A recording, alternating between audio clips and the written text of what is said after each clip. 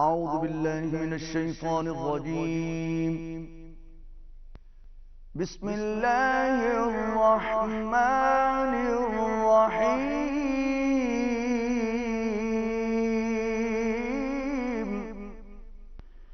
وكذلك أوحينا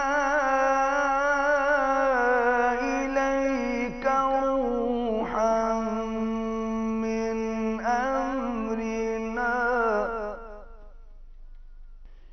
ما كنت تدري ما الكتاب ولا الإيمان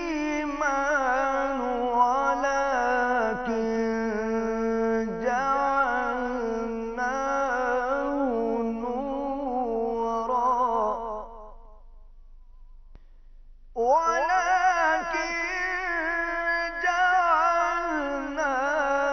نورا نهدي به من نشاء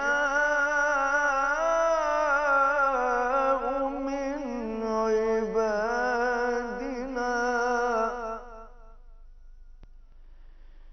وإنك لتهدي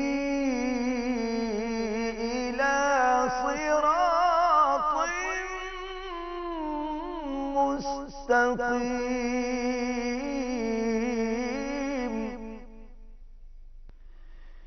صراط الله الذي له ما في السماوات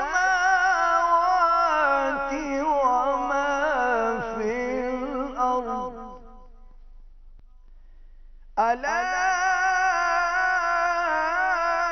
إلى الله تصير الأمور.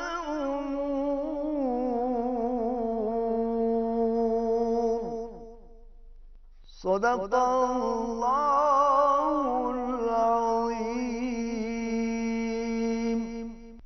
नाज़रीन सामीन, आज के सबक में हमने सूरत अश-शूरा की आखिरी 2 आयत पढ़ी।